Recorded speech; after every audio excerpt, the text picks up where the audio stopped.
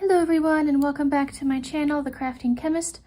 Today we're going to be looking at how to read color patterns and multicolor patterns and basically some tips and tricks of how to be able to knit various designs using more than one color.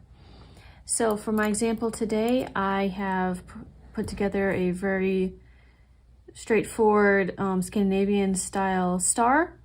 And we're going to be working with a off-white and a charcoal color yarns. Okay, so nice thing about reading these patterns, if you are left-handed or right-handed, these patterns can read the same. Just know that if you're right-handed or you're a lefty that still goes in the right-hand direction, you're just going to read this pattern from right to left. If you're like me, who's left-handed, knits in the left-handed direction, you're going to knit from left to right. So just keeping track of where you are, it's pretty straightforward. I have already knitted the first two rows here. And so basically this is kind of backwards looking, this is just how I made it.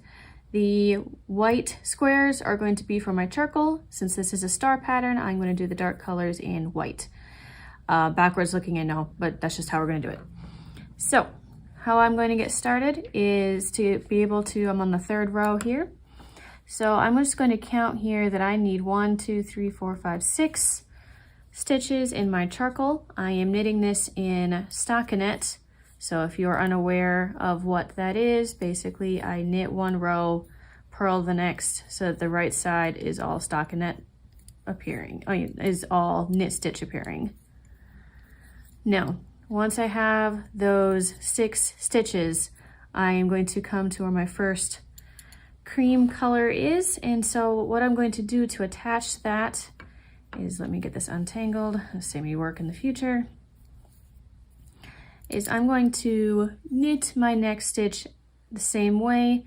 I'm just going to be adding my color. Knit the same way. I'm leaving a long tail. I'm going to, when I have more of this color at the end, I'm just going to weave it in there. And so that is my one stitch. Then I'm going to do 1, 2, 3, 4, 5, 6, 7 stitches in my charcoal. And then my next stitch is going to be in my cream. So I'm just going to bring it over and knit the one. If you notice, so when I am doing this, I like to pick a color that's going to stay kind of on top and the other one's just going to get slid behind.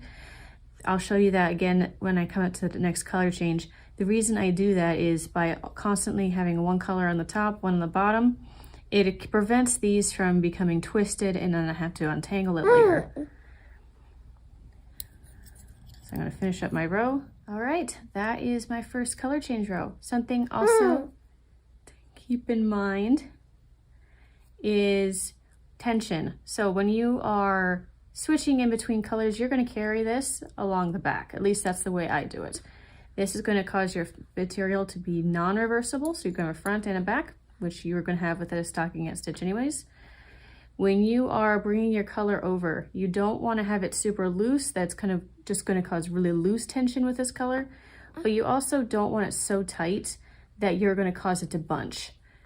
So I like having it, just having a, basically as I'm just bringing it over, I'll show again in the future, just kind of having it kind of that nice balance so that it has a relatively even tension, just so that it stays even throughout my project. So I am going to bring it back for my next row. So as you can see, I brought it back, these 6 stitches, and now I'm going to have 2 in the cream. So as you can see, I'm just letting it naturally fall where the tension is going to be, just to try to prevent it from over tightening or under tightening. I'm going to tighten this up just a little bit so I don't have to, just to maintain tension. So as you can see, I'm bringing this underneath of the cream just to keep the colors from twisting.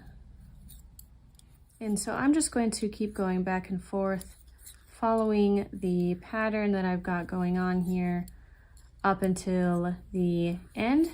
And so that is basically all that you do to be able to switch colors. It's thankfully fairly straightforward.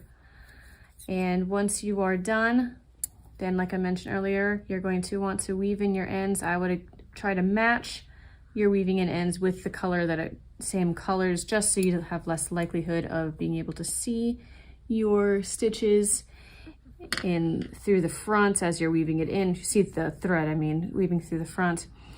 If you want to have some pretty straightforward patterns to practice switching from colors, I will post a link to my Ravelry page. I have a couple of hat patterns that actually allow you to practice this color changing. So if you're interested in that, please check that out. But other than that, I hope that this was helpful as you start your next project. If you like this, please consider liking and subscribing, and I will see you in my next video. Bye.